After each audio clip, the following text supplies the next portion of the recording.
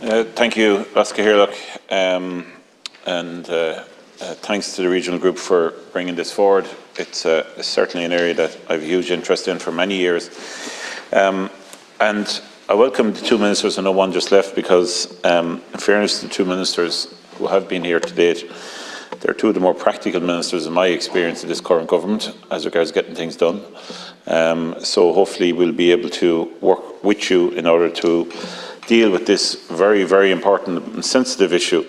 And there are lots of strands to it, a huge amount of strands to it. The previous deputy spoke about the example he had. I had numerous examples like that down the years.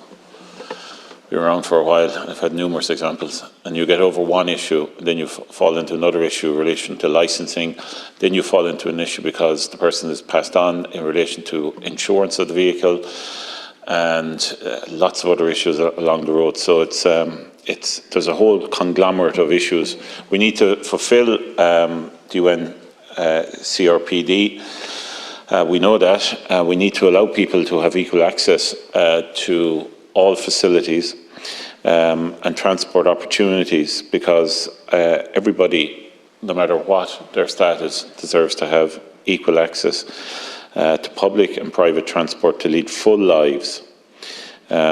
We saw I presume you did, Minister, the documentary on prime time the other night.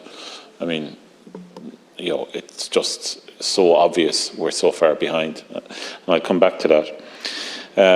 And the Ombudsman report obviously highlights the inactivity that's gone on for over multiple governments, to be fair.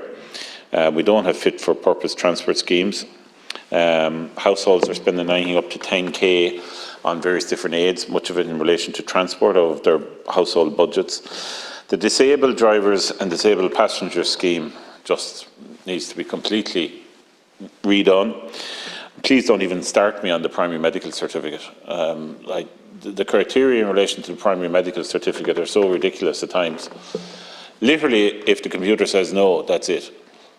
There's no common sense. There's no human being at the end of it. It's ridiculous.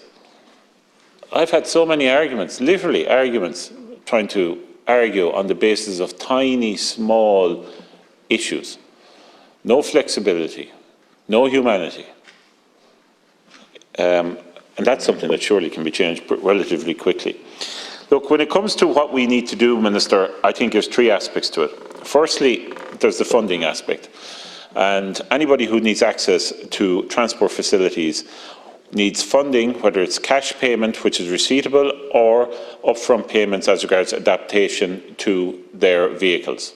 That's the first aspect of it. So it creates an allowance of some format.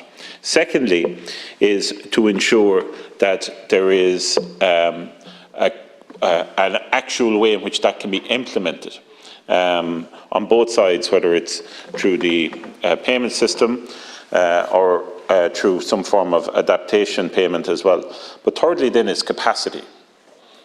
Capacity is a huge issue. So it's all very well saying we're going to give payments for people to either go and have cars adapted, or to be able to use public transport, to be able to use private taxis, to be able to use private hackneys. But frankly, we're running into another issue there. They're not there. Whatever access you have for public transport in urban areas, literally for able-bodied people, getting a taxi in rural areas now is nigh on impossible, as you know yourself, Minister. So there are a number of issues there that I think could be incorporated into a new scheme. I'd like if you'd think about the three components, because I thought about that before I came in, because I think that's the most wholesome way in which we can do this. The way in which carers are treated also needs to be changed as regards how they can travel with people, and making sure it's less bureaucratic. In relation to buses, we all know that they need to be adapted in fairness to Dublin Bus and Bus Éireann. However, the NTA, or the regulator, there are a number of other bus schemes, you know, when it comes to the rural transport scheme, etc., that need adaptations that haven't been done. Now, some have, to be fair, and it's not their fault, I have to admit, it's in relation to contractual and funding. In relation to trains, the amount of complaints I have in relation to lifts, particularly lifts at Portlaoise, or other areas that have been vandalised and broken. In relation to taxis and hackneys, it was over 10 years ago that I proposed the rural taxi licence, and I'm glad finally there's a pilot coming in 10 years later. But there is an issue in relation to some people with disabilities where this would suit, because there would be people locally who can drive local people around. Obviously, if they have wheelchair accessibility issues, that's a different story. But people with other disabilities, if this scheme was widened out, it would certainly help, particularly in rural areas, and I think that really needs to be looked at.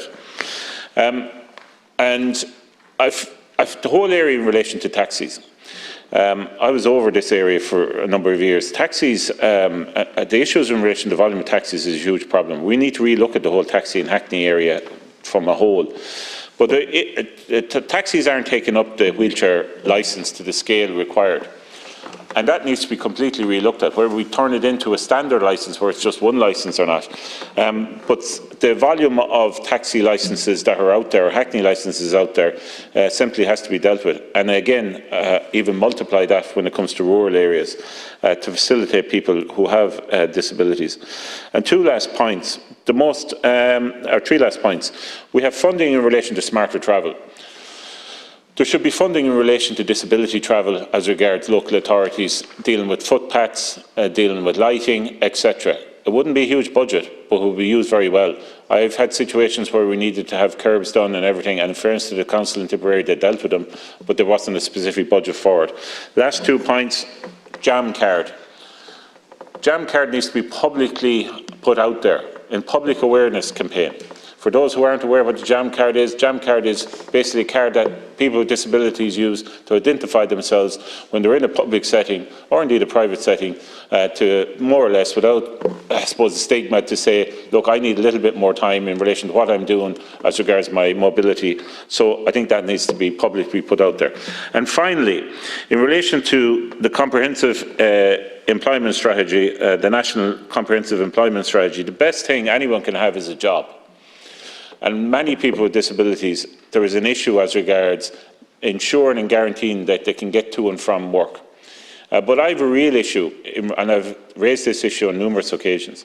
I have a real issue with us meeting our targets in relation to that. The statutory target currently is 3%. It'll go to 25% for all public bodies.